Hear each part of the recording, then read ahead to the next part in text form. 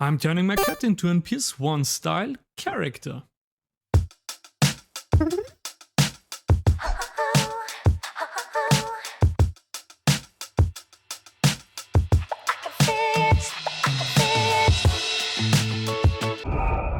So I'm currently trying to get more into my new workflow / my new style. My new style is more aligned with me, so I feel a bit more ownership on this kind of style, and also this new workflow / style is cancelling out my weaknesses, which are laying in texture painting. And I'm replacing my weakness in this workflow with one of my strengths, which I was not able to live out since I'm doing low poly, which is 3D sculpting. I love sculpting, analog or digital, and my new style brings this back into my workflow. In this little project I made my cat Nix, only based on 2 reference images. So I just took straight up 2 pictures, one standing and one more on the side sitting, and one doodle I made of a more adventurous, dorky, a bit more thick cat, and combined them, tried to find a stylized middle ground. And the awesome thing about starting with sculpting is you can just straight up start working. You don't have to waste a lot of time looking for references. Usually I'm all about the references and stuff, and now I can doodling, sketch, concept art. It's all inside the first step in the sculpting. And so I blocked out his base silhouette based on the reference images, and it tried to get closer and closer to the shape and silhouette of his body parts, so ears, head and stuff, and it tried to dissect his whole character and body in those main shapes, basically. And the most important thing for me was to really capture his, essence and stuff. And I think especially with cats, it's very difficult, because cats are very liquidy creatures. When they sit, lay, or standing or jumping, they always have some kind of a different body shape, so it was a bit difficult. But the awesome thing about Nix is I think his proportions and his head shape. So I tried to amplify that, and especially his huge ears, so the proportion between his head and his ears. And I also tried to keep some kind of space for myself for stylization, so I made the eyes even bigger, so I amplified to stylize certain features. For example, also here the blockiness of his snout and his little mouth and such, and his silhouette.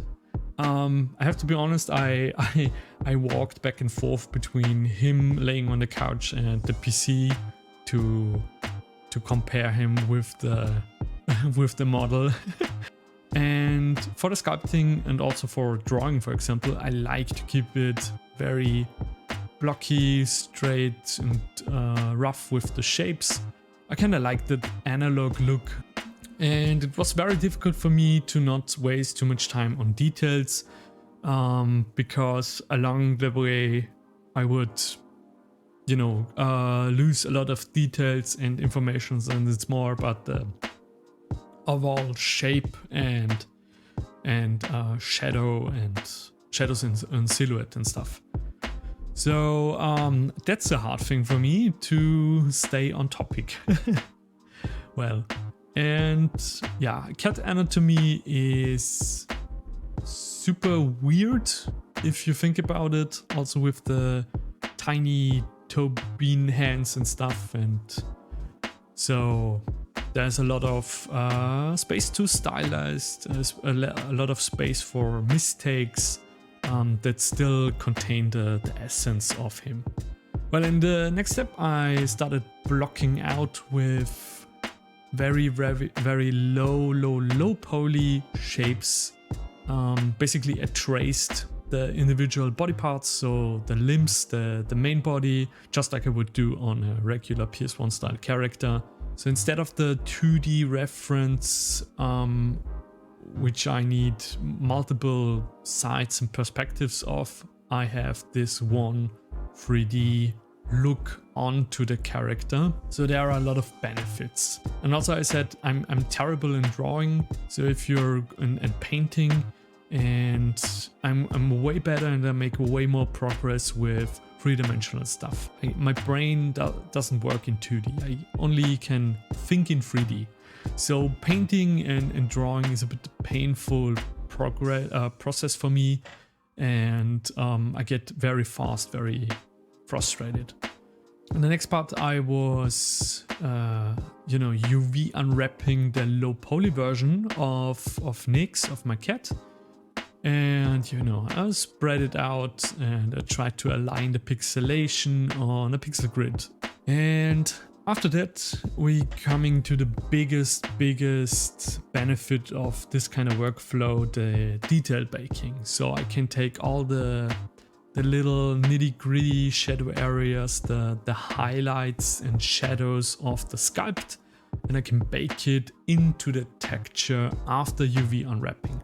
So I skip with the sculpting process at the beginning, the sketching of the character, the searching for reference images, and I can jump straight up into, low poly modeling and baking the detail. So I skip a lot of things and I jump way more, straight up into the action. Yeah, here I'm detail baking the normal map of the sculpt, of the high poly sculpt, onto the low poly model. And here for the ears, for example, I tried to use the same texture. So I baked once the head and once the ears, and in GIMP I just combined both. I used the UV, the shadow bake and the normal map to create this ambient occlusion. It's a more intensified ambient occlusion texture basically. So I have at the end with all the detail baking, all the highlights and the shadows, so the ups and downs of the sculpt in the texture. Basically, texture painting is exactly that. You have your base colors and then you refine the color block out with highlights and shadows. Highlights are out and up, and shadows are in, and and details and stuff. And I pixeled down to get some pixelation and to make the color blocking easier. So here I was rigging the low poly version of Nyx. Weight painting, very simplistic because I have separated body parts. After the rigging process, I was already jumping into color blocking. Basically, at the end I just had to block out the individual color islands on the texture, and the highlights and the shadows are already inside my baked texture, which I'm getting from the sculpture. Yeah, I really like that this kind of workflow makes everything faster for me, and I can be more creative with original characters like my mask. And the thing is, before that I was very, bound to references I found online, and now I can more focus on creating. For example, I had no range in creatures, animals, and more fantastical monsters and stuff, because there are no references.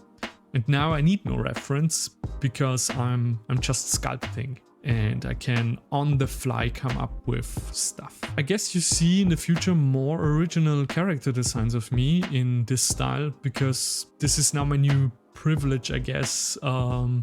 I can come up with my own stuff. And yeah, here's the final outcome.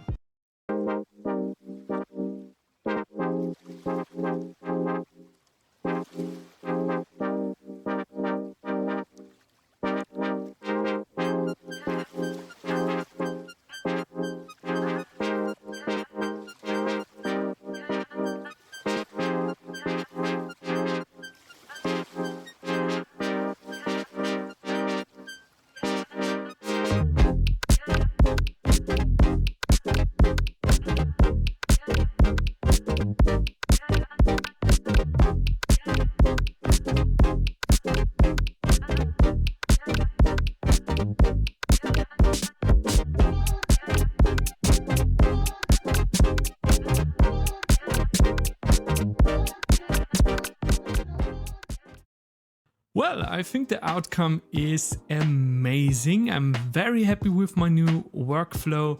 It's a bit, it seems very overkill, but actually I'm way faster than with my stencil technique, because I'm way faster in, I mean it depends.